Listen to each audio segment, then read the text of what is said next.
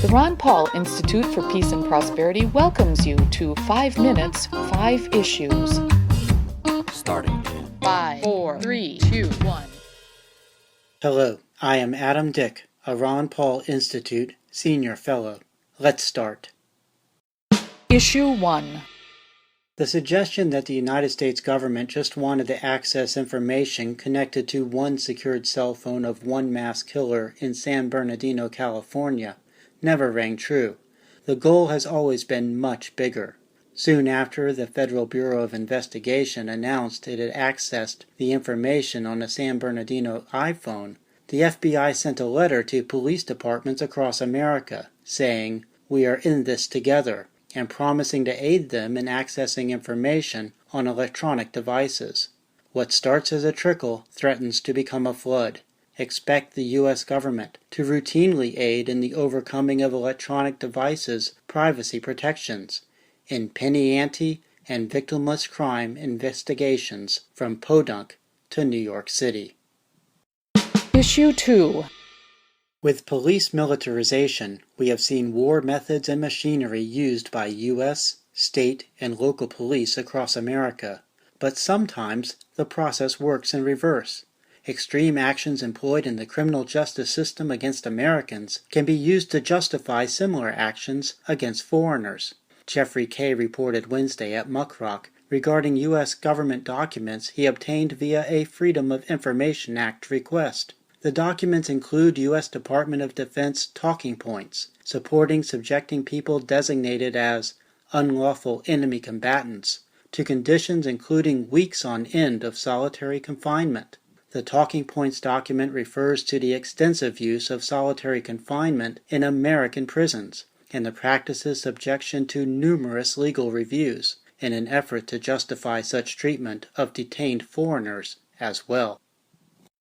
Issue 3.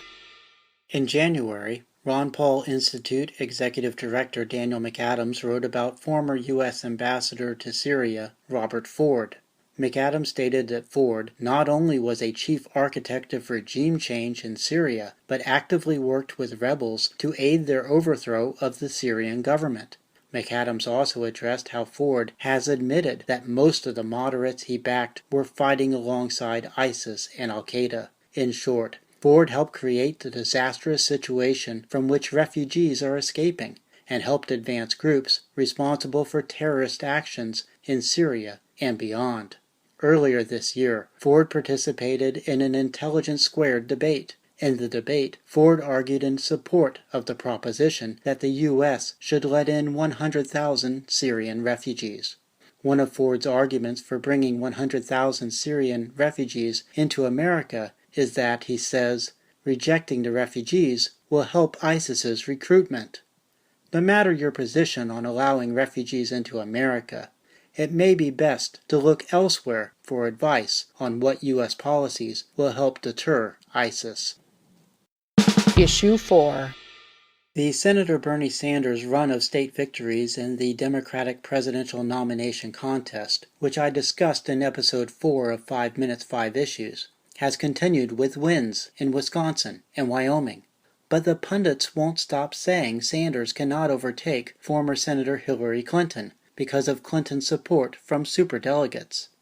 Samantha Bee, on her news comedy show Full Frontal, said in response, "If Bernie gets more votes than Hillary, her superdelegates will drop her faster than she drops her fake Southern accent the second she leaves South Carolina."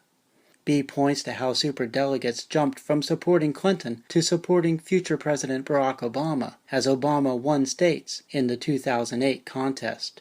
This comparison, though, may present things a little too simply. First, key people may see Sanders as a greater threat than Obama.